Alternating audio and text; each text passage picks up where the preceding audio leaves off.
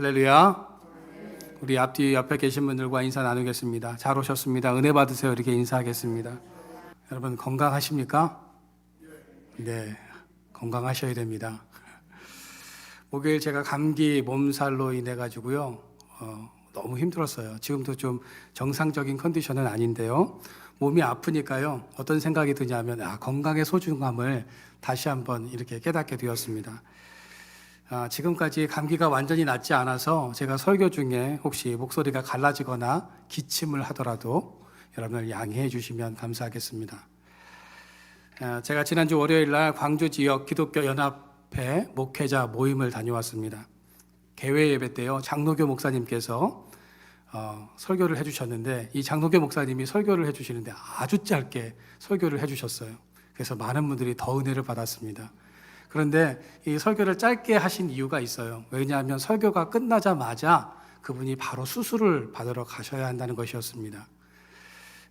사모님과 사별을 하신 이후에 원인도 알 수 없는 질병이 생겨서 수술을 여러 차례 했는데도 도저히 그 질병이 낫지 않더랍니다. 그래서 의사가 다시 한번 수술을 권해서 이제 설교를 마치고 바로 수술을 가야 한다라고 말씀하시면서 목회자들에게 두 가지를 꼭 당부하셨습니다. 목회자들에게 있어서 중요한 그 두 가지가 있는데, 첫째는 영성이고 두 번째는 건강이다. 이 둘 중에 하나라도 잃어버리면 목회하기 참 힘들다라고 그렇게 말씀하시면서 여러분 영성과 이 건강을 지키기 위해서 부단히 노력하고 애써야 합니다라는 그런 말씀을 해주셨습니다. 영성과 건강은요 목회자들뿐만 아니라 여러 성도님들에게도 동일하게 참 중요한 요소가 아닐까 싶습니다. 며칠 전 건강의학 프로그램을 보다가 한 명의가 나와서 이런 강의를 했습니다. 우리가 건강하게 오래 살려면 좋은 음식을 찾아다니면서 그 음식을 먹는 것보다 건강에 좋지 않은 음식을 먹지 않는 것이 훨씬 더 건강에 좋고 몸이 빠르게 회복될 수 있습니다라는 그런 말을 하였습니다.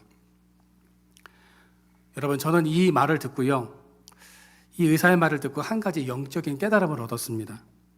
우리가 이 땅에서 영적으로 승리하고 우리의 영성을 잘 지킬 수 있는 방법이 있다면 그것은 영성에 도움이 되는 기도도 또 말씀도 읽고 묵상하는 것도 상당히 중요하지만, 그것보다 더 중요한 것이 있다면 우리의 영성을 무너뜨리고 우리를 흔들어 놓는 죄를 짓지 않는 것이 훨씬 더 우리의 영적 건강에 유익하다라는 사실이었습니다. 이런 의미에서 저는 오늘 우리의 영성과 믿음을 흔들어 놓고 있는 기독교 역사에서 1500년 이상 전에 내려온 7가지 죄에 대해서 여러분들에게 말씀을 드리려고 합니다. 앞으로 우리의 영혼을 죽이는 7가지 죄에 대한 시리즈 설교를 좀 제가 오래전부터 준비해 오고 있었는데 기회가 없다가 이번부터 좀 다시 이 시리즈 설교를 좀 해야 되겠다라는 생각이 들어서 여러분들에게 이 말씀을 전해드리려고 합니다. 이 7가지 대죄는 무엇일까요? 화면을 좀 한번 봐주시겠어요? 7가지 대죄가 뭐냐 하면 교만과 시기, 탐욕, 탐식, 분노, 정욕, 나태입니다. 이 7가지 죄악 목록은요 4세기 이집트 사막의 수도사였던 에바그리우스가 처음에 만들었고요, 그 후에 에바그리우스의 제자인 요한 카시아누스가 이것을 서방교회에 전하게 되었고, 6세기의 교황 그리고리우스가 이 내용을 수도원에서 일반 교회로 가져오게 되었습니다. 이 죄에 대한 가르침이 수도사들뿐만 아니라 모든 성도들에게 반드시 필요하다고 여겼기 때문입니다. 그레고리우스 이후 교회는 이것을 규칙적으로 성도들에게 가르치기 시작했고, 교회 공의회는 이를 공식 교리 중 하나로 만들었습니다. 그러나 이 7가지 대죄의 교리는 종교개혁 이후에 교회 전통에서 빠르게 약화되었습니다. 탈종교와 세속화가 계속되면서 더욱 이 교리는 약화될 수밖에 없었다는 거죠. 그러다가 1980년대에 우리나라에서 다시 한번 이 죄에 대한 교리가 주목받게 됩니다. 하지만 다시 이 죄에 대한 교리는 약화될 수밖에 없었습니다. 왜냐하면 성도들이요, 죄에 대한 설교를 듣고 싶어 할까요? 듣기 싫어할까요? 듣기 싫어하기 때문입니다. 축복받고 형통에 대한 설교를 듣고 싶어 하지, 죄에 대한 이야기, 찔림에 대한 이런 이야기를 듣고 싶어 하지 않았기 때문입니다. 그런데 이것은요, 하나만 알고 둘은 모르는 것입니다.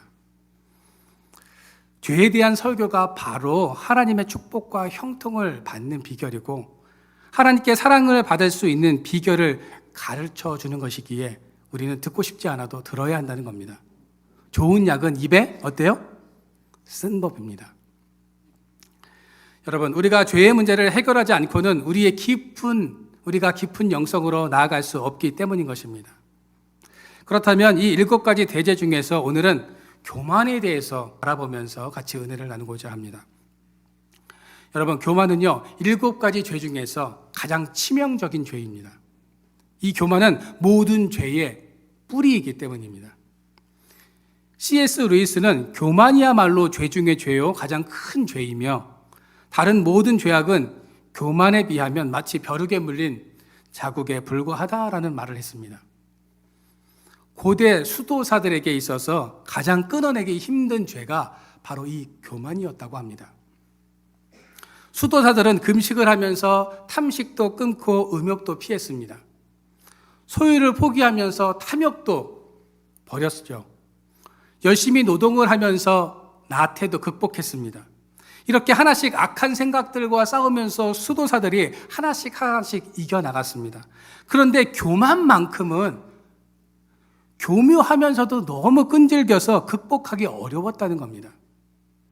왜냐하면 교만은 마귀가 우리의 약점이 아니라 강점을 공격하는 죄이기 때문입니다. 우리 주변에 이런 영적 교만의 사례들이 참 많죠. 기도를 많이 하는 성도들 중에는 영적으로 어려움을 겪고 있는 사람들에게 그런 일들은 기도가 부족해서 그래. 하나님이 이를 통해서 당신에게 더 기도하라고 요구하시는 것 같아요. 라는 말을 자주 한다는 겁니다. 그런데 이 말은 좀 더 기도하라는 의미일 수도 있지만 이 말을 좀 더 생각해 보면 영적 우월 의식에서 나오는 말이다라는 거죠. 또 어떤 분들은 자신이 금식하고 기도를 밥 먹듯 한다라고 자랑을 하는 그런 분들이 계십니다. 물론 금식도 많이 하고 기도도 많이 하셔야 되죠.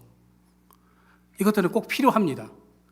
그러나 이것이 다른 사람들을 판단하고 자기 자신을 드러내는 영적 도덕적인 우월의식과 자랑이 된다면 그것은 교만이 될 수도 있다는 거죠.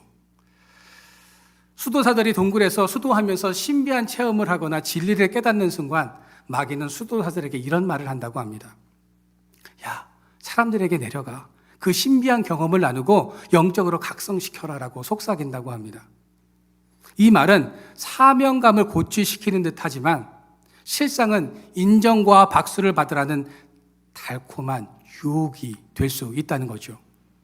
이처럼 마귀는 우리를 끊임없이 교만이라고 하는 함정으로 몰아넣는다는 것입니다.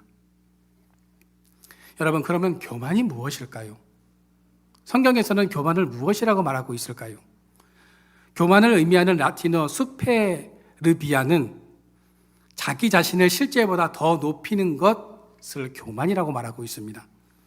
신약에서 교만을 가리키는 단어는 히브리스인데 이 단어는 자기를 탁월하게 생각하다 자부심이 지나친 나머지 다른 사람들을 무시하거나 모욕한다라고 이렇게 정의하고 있습니다. 즉, 자신을 다른 사람들보다 높다고 생각하는 것, 다른 사람들을 자기보다 낮게 여기고 하대하고 무시하는 것, 이것이 바로 교만이다라는 거죠. 여러분, 그렇다면 교만에 사로잡혀 살아가는 사람들은 어떤 행동을 할까요? 첫째는 하나님을 잊어버립니다. 오늘 신명기 8장 14절 말씀을 여러분들 한번 읽어보도록 하겠습니다. 시작.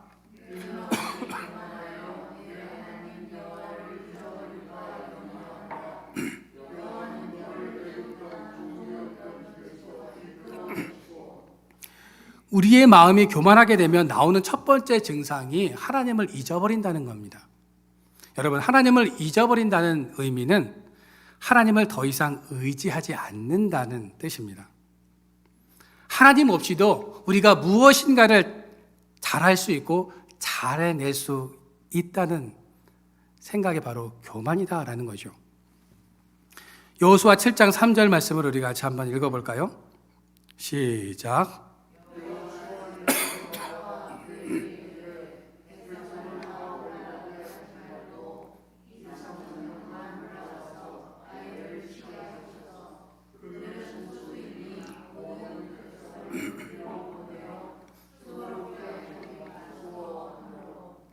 하나님의 도우심으로 여리고성을 무너뜨린 여호수아와 이스라엘 백성들은 이제 아이성으로 나아갑니다.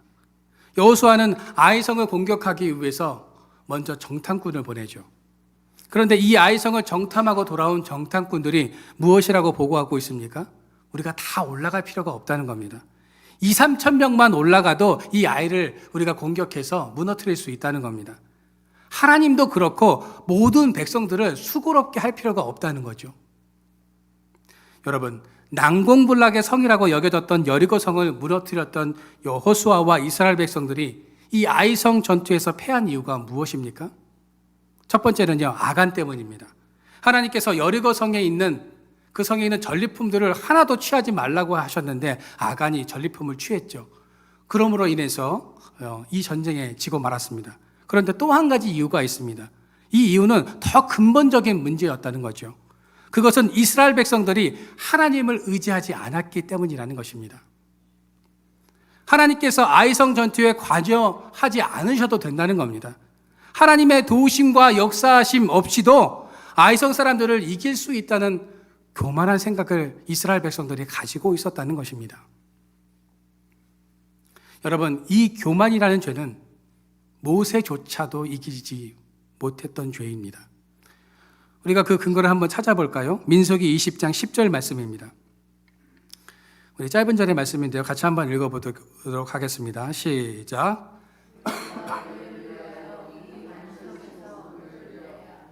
하나님은 분명 반석을 향해서 명령하면 물이 나온다고 말씀하셨는데 모세는 어떻게 행동하고 있습니까? 반석을 지팡이로 쳤다는 거죠. 마치 자신이 물을 나오게 하는 주체인 것처럼 행동했다는 겁니다. 게다가 모세는 우리라는 이 표현을 사용하고 있습니다. 물은 모세가 아니라 누가 주시는 것입니까? 하나님께서 주시는 것이죠. 그런데 모세는 우리라는 이 표현을 사용해서 자신이 내는 것처럼 말을 하고 있었다는 겁니다. 바로 이것이 모세가 가나안 땅에 들어갈 수 없었던 이유입니다. 즉 모세는 영적 교만의 실수를 범하여서 그토록 바라던 그 가나안 땅에 입성하지 못하게 되었다는 거죠. 그만큼 영적 교만의 죄는 무거운 것입니다. 여러분은 하나님을 지금 의지하며 살아가고 계십니까? 아니면 자신의 힘을 의지하면서 살아가고 계십니까? 오늘날 많은 사람들은 하나님 없이도 내가 무엇인가를 이룰 수 있다고 착각을 합니다. 하나님의 때를 기다리지 못하고 자기가 무엇인가를 인간적으로 하려고 몸부림친다는 거죠. 사울이 하나님의 때를 기다리지 못하고 하지 말아야 할 이 교만의 죄를 범하게 되자 하나님은 사울을 떠나셨죠. 하나님이 떠나자 사울은 어떻게 되었습니까? 악신이 들리지 않습니까? 여러분, 지금 기도하지 않고 타고난 재능과 노력으로 무엇이든 잘 해낼 수 있다고 생각하며 살아가고 계십니까? 여러분, 이런 생각들이 교만이라는 사실을 잊지 마시기를 바랍니다. 하나님 없이도 잘 되는 것, 기도하지 않는데도 잘 된다면 그것은 축복이 아니라 저주일 수 있음을 기억하시기를 바랍니다. 여러분, 바라기는 하나님을 늘 의지할 때 우리가 교만을 이길 수 있음을 믿으시기를 바랍니다. 둘째로 자기 자랑입니다. 신명기 8장 17절 말씀입니다. 우리가 이 말씀을 같이 한번 읽어보도록 하겠습니다. 시작.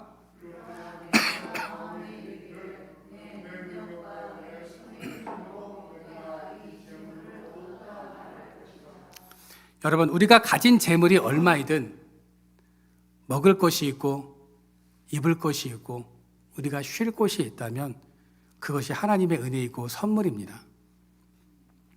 그런데 교만은 이것을 우리의 능력과 손으로 얻은 것이라고 착각하게 한다는 것입니다.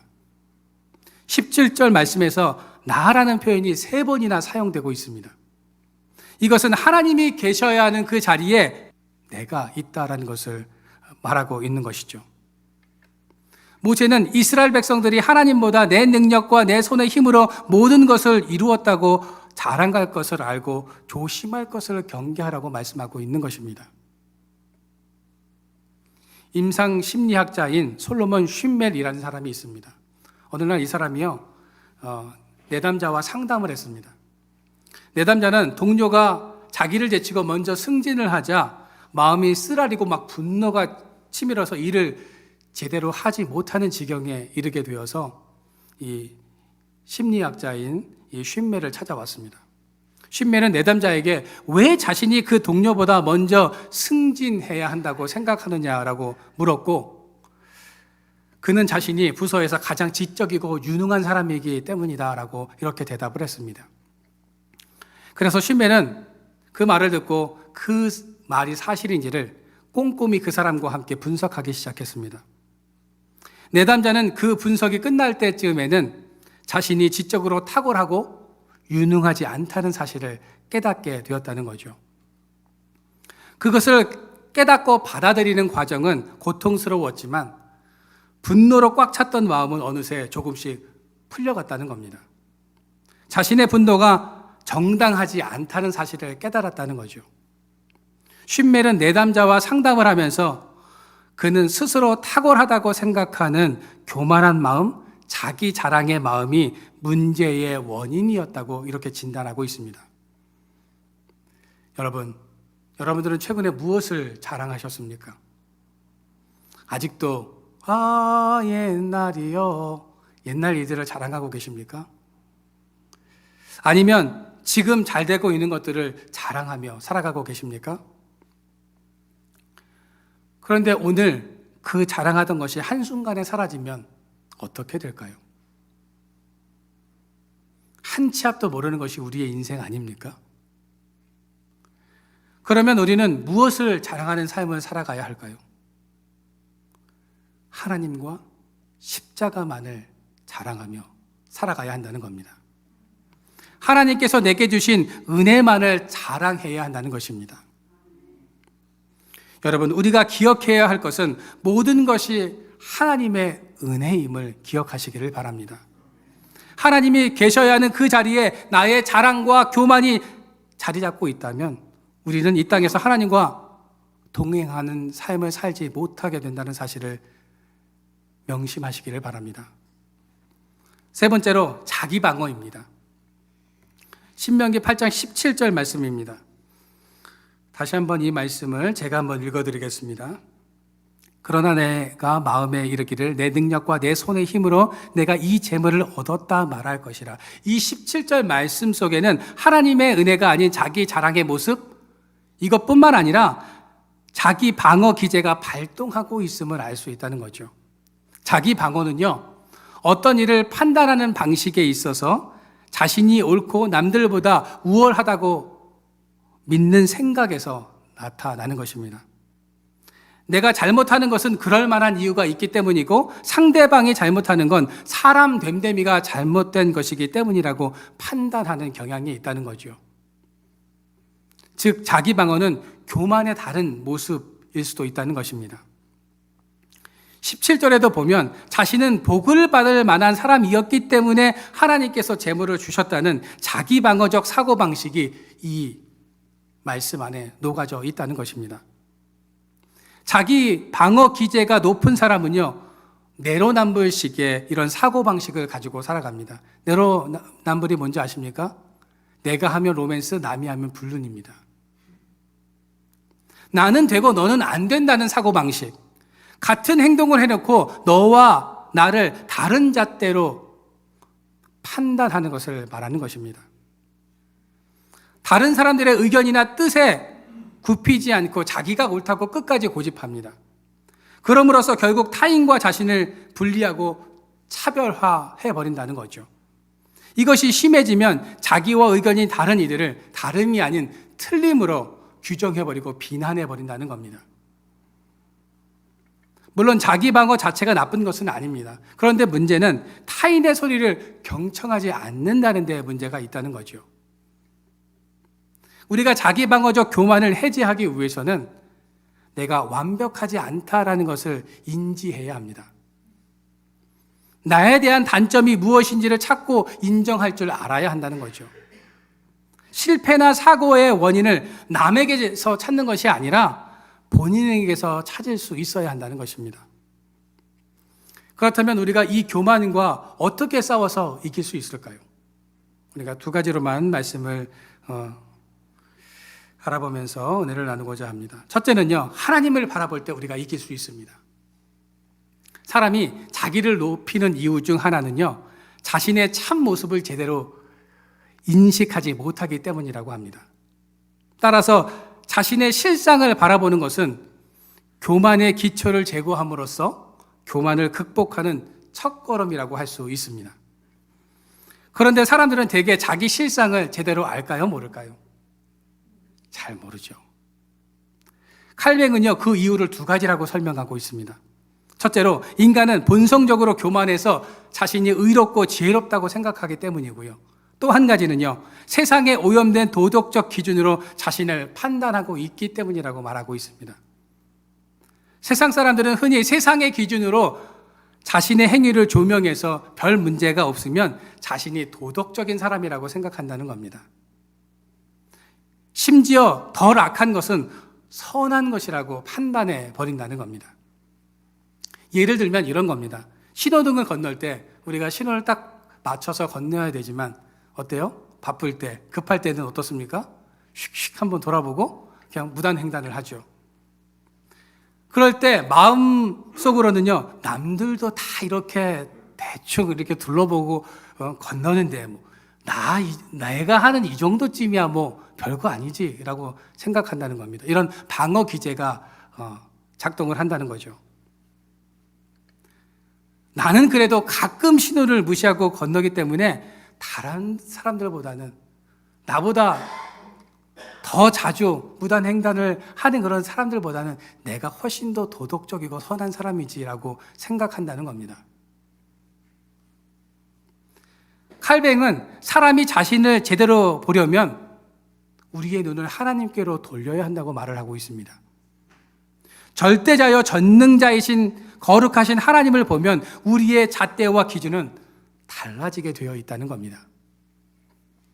여러분, 우리가 하나님의 잣대와 기준으로 우리의 삶을 본다면 우리가 의로운 사람일까요? 아니면 죄인일까요? 우리는 죄인일 수밖에 없다는 겁니다. 그런데 우리는 어때요? 나보다 못한 사람들을 보면서 우리가 더 의롭고 선하고 착한 사람이라고 착각하며 살아가고 있다는 겁니다. 그래서 우리는 날마다 하나님 앞으로 더 나아가서 하나님의 뜻을 구하고 그 말씀을 따라서 더 겸손한 모습으로 살아가야 한다는 겁니다. 그럴 때 우리 안에 교만이 사라지게 되는 것입니다. 둘째로 겸손의 옷을 입어야 한다는 겁니다. 시편 119편 67절입니다. 우리 같이 말씀을 한번 읽어보도록 하겠습니다. 시작. 시편 기자는 곧 교만의 길을 걸었지만 이제는 주님의 말씀을 따라서 산다고 고백하고 있습니다. 여러분, 그래서 고난이 때로는 우리에게 유익이 되고 축복이 되기도 합니다. 하나님께서 우리의 교만을 꺾으시는 주요 수단 중 하나가 바로 고난입니다. 우리에게는 너무나 고통스러운 일이지만 사실 영적으로만 보면 고난은 교만을 꺾고 겸손의 뿌리를 내리게 하는 축복이 되는 것입니다. 야고보서 4장 6절 말씀입니다. 우리 같이 한번 읽어보겠습니다. 시작. 그러나 더욱 큰 은혜를 주시나니 그러므로 일러스되 하나님이 교만한 자를 물리치시고 준다 하였느니라. 여러분, 하나님은 겸손한 자에게 무엇을 주십니까? 은혜를 주십니다. 여기서 겸손은요, 원어적으로 땅, 흙이라는 의미를 가지고 있습니다. 다시 말해서 우리는 흙에 지나지 않음을 아는 것, 이것이 겸손이라는 겁니다. 우리가 아무리 잘났어도 능력이 있어서 자랑할 것이 많아도요, 결국 우리는 어디로 갈 수밖에 없는 존재입니까? 흙으로 갈 수밖에 없는 그런 존재이기 때문에 겸손한 삶을 살아가야 한다고 성경은 우리에게 말씀하고 있는 겁니다. 화장터에 가면 신분 고하에 관계없이 고작 한 줌의 재가 되지 않습니까? 이것이 우리의 인생 아닙니까? 그래서 우리는 자랑할 것도 없고 세상에 무엇인가를 얻으려고 지나치게 발버둥 치면서 살아갈 필요가 없다는 겁니다.